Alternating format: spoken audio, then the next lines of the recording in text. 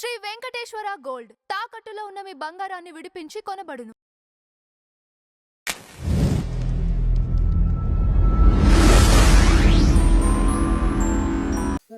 Social మీడియాలో ఒక netizen అడిగిన మీ బాడీ కౌంట్ ఎంత అని అడిగినందుకు యాంకర్ విష్ణుప్రియ గారు సమాధానం చెప్తూ 5 అనేది చూపించడం జరిగింది.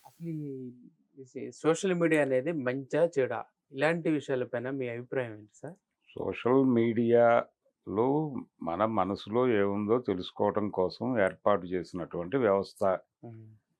దానిలో ఎవరికి వాళ్ళు వాళ్ళ పద్ధతిలో వాళ్ళు తమని తాము ఎక్స్పోజ్ చేసుకుంటూ ముందుకెళ్తున్నారు. దానిలో ఇన్స్టాగ్రామ్లో ఏదో ఒక ప్రొవిజన్ ఉంది ఆవిడకి. దాని నుంచి రెవెన్యూ జనరేట్ చేసుకోవటానికి ఆవిడకి ఒక ఆప్షన్ దొరికింది. దానిలో ఆవిడ ఇంత పేమెంట్ చేసిన వాళ్ళకి ఈ కంటెంట్ చూపిస్తాను దాకా ఆవిడ వెళ్ళారు. అంటే అవసరాలు పెరిగిపోయినాయి మనుషులకి. గతంలో లాగా ఏదో ఒక రూపాయి సంపాదించుకుని ఈ పూట భోంచేస్తే సరిపోతుంది అనే రోజులు కావివి. నీడ్స్ పెరిగినాయి.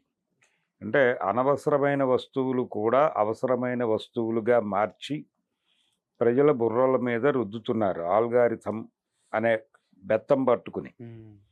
కాబట్టి ప్రతి ఒక్కడికి కారు కంపల్సరీగా మారింది. అలాగే రకరకాల ఎక్విప్మెంటు మస్ట్గా మారుతున్నాయి.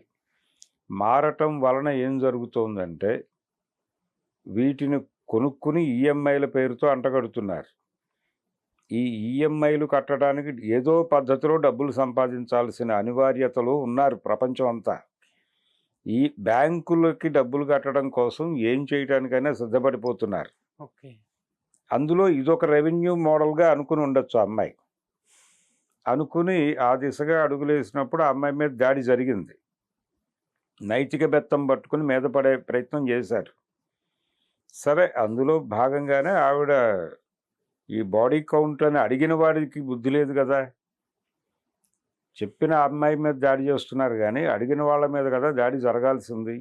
మీకు ఆ క్యూరియాసిటీ ఏమిటి అంటే ఆ అమ్మాయి అలా కనిపిస్తోంది కాబట్టి మీరు గ్రాంటెడ్గా తీసుకుని మీ ఇష్టం వచ్చిన ప్రశ్నలు అడిగేయగలరా?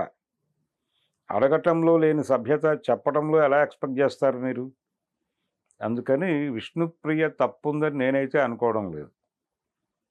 ఆ అమ్మాయి పద్ధతిలో జెన్యూన్గానే ఉంది. కానీ ప్రపంచం అలా లేదు. ప్రపంచం ఎవరినైనా సరే నైతిక బెత్తం పట్టుకుని కంట్రోల్ చేసే ప్రయత్నం చేస్తోంది. ఈ నైతిక బెత్తం వాళ్ళ చేతుల్లోకి వచ్చిన తర్వాత వాళ్ళు చాలా క్రూయల్గా బిహేవ్ చేస్తారు. ఉదాహరణకి ఎవరో భారత్ మాతాకి జై అనటం అనేది ఇబ్బందికరం అన్నాడు అనుకుందాం. అంటే ఎందుకంటాడు అతను? భారతదేశం అనేటువంటిది ఒక దేశంగా చూడటం వేరు. భారత్ మాత అనేసరికి తల్లిగా మారుతుంది. ఈ తల్లికి పిల్లలందరూ సమానమే అనుకోవాలి కదా. ఈ పిల్లల్లో కొంతమంది పిల్లలకు అన్యాయం కూడా జరగచ్చు. అంటే ఢిల్లీ పెత్తనంలో దేశం ఉన్నప్పుడు ఆంధ్ర ప్రాంతానికి సరైన న్యాయం జరగటం లేదు అని ఎన్టీ రామారావు లాంటి వాడు పుట్టాడు ఇక్కడ. పుట్టి తెలుగువాడి ఆత్మగౌరవం ఢిల్లీ నడివీధుల్లో తెగనమ్ముతున్నారు అన్నాడు ఆయన. అంటే ఏమిటి? అప్పుడు ఎన్టీ రామారావు తల్లి రొమ్ము గుద్దిన కొడుకుగా చూడాలి కదా భారత మాత అంటే. ఇది ప్రమాదం. ఎప్పుడైతే మీరు తల్లి అనే ఇమేజ్ పట్టుకొస్తారో ఆ తల్లిని ఏమంటానికి ఎవరికి హక్కు లేకుండా పోతుంది. ఏదైనా అంటే వాడు తల్లిని దూషించే దుర్మార్గుడిగా మారతాడు. అందుకని అయ్యా మీరు దేశము అనే మాటని తల్లితో పోల్చకండి అయ్యా అని ఎవడన్నా అడగగానే వాడి మీద ఇమ్మీడియట్గా దాడి మొదలవుతుంది. వీడు నైతిక బెత్తం పట్టుకుని వచ్చేస్తారు రోడ్డు మీదకి. వచ్చి మాతా అంటేనే నీకు ఇబ్బంది కలుగుతోందా, ఎవడరా నువ్వు అని చెప్పి లకారాల భాష మొదలు పెడుతున్నారు. ఈ లకారాల భాషలో కూడా తల్లిని అవమానపరుస్తూ వ్యాఖ్యానించటం అనేది ఉంది.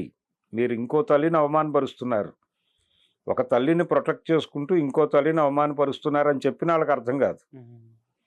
ఒక మూర్ఖత్వంతో ప్రపంచం నడుస్తోంది.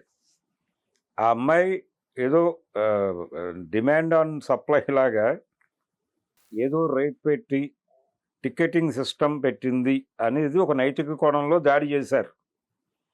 ఆ అమ్మాయిని ఒక రిపోర్టర్ అడుగుతూ ఎన్ని కోట్లు సంపాదించుంటావు లాంటి చీప్ వల్గర్ ప్రశ్న అడిగాడు. అది దానికి ఆవిడ బలంగా సమాధానం చెప్పింది ఆ రోజున కూడా, విష్ణుప్రియ. తర్వాత ఇప్పుడు ఈ ఈ ఇది ముందుకు తీసుకొచ్చారు, ఈ బాడీ కౌంట్ అనేది. అక్కడ కూడా ఆవిడ చెప్పిందని మాట్లాడతారేంటి ప్రపంచం అంతా? వాడిని కదా అనాల్సింది. ఎవరైతే అన్నారో, అది మహిళ కావచ్చు, పురుషుడు కావచ్చు, ఎవరైనా ఆ ప్రశ్న అడిగిన వారిది తప్పు. ఎందుకు అడిగారు అంటే, ఆ అమ్మాయి టికెటింగ్ సిస్టంలో వీడియోస్ పెడుతోంది కాబట్టి ఈ అమ్మాయి బిహేవియర్ని గ్రాంటెడ్గా తీసేసుకుని ఈ అమ్మాయి జీవితంలో కూడా ఒక విశృంఖలత ఉండుంటుంది అని అనుకుని బాడీ కౌంట్ ఎంత అని అడగగలిగారు వీళ్ళు. ఆ అమ్మాయి 5 సోవాట్ అంది.